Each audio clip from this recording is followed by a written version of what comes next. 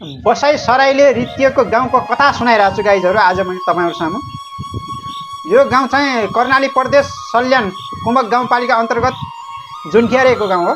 यो जोनख्यारेको गाउँको एउटा इतिहास बेग्लै छ। पहिला 23-24 राजाको पालामा केही मर्माली राजाका सिपाहीहरूले नै राज गरेको गाउँ अथवा मर्माली राजाका सिपाहीहरू बसेको गाउँ भनेर पनि यो जोनख्यारे गाउँ चिनिन्छ। अहिले यहाँ बसाई सराई गरेर पुरै गाउँ रित्तो भइसकेको छ। सब घरहरू भूत भङ्ग्रा पुरा डर लाग्दा भइसकेका छन् र यहाँको मान्छेहरू सबै जसो बसाई सराई गरेर कोही तल बेसी झरेका छन् भने कोही तराईतिर गइसकेका छन्। र यो गाउँको एउटा एकदम सुन्दरता के छ भनेपछि यो गाउँबाट पाल्नापट्टि जाजरकोट पनि टाट्टै देख्न सकिन्छ, यतापट्टि रुकुम पनि देख्न सकिन्छ। एकदम उगारो गाउँ, हेर्दै पनि आनन्द लाग्ने गाउँ हो।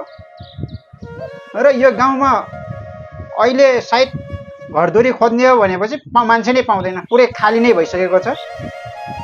जग्गा जीवनहरू पनि पुरै बाँझो छ।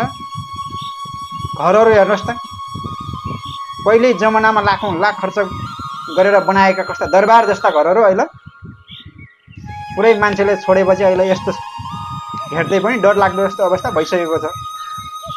हो दर्शकबिन, यो गाउँमा पस्दाखेरि यो गाउँ देख्दाखेरि मनै हर्लङ्ग हुन्छ अथवा अर्कै लाग्ने, मनै आत्तिएर आउने भएको छ। हेर्नुहोस् त, बसाई सराईले पुरा बाबुबाजेको पुर्ख्यौली अथवा इतिहास बोकेका गाउँहरू अहिले यसरी रित्तिँदैछन् गाउँघरहरू।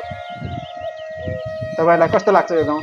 कसले चिन्नु भएको छ? ल चिन्ने भएले ल यो भिडियोलाई लाइक अनि सेयर अनि कमेन्ट गर्नु होला। ल को घुम्नु भएको छ यो गाउँमा?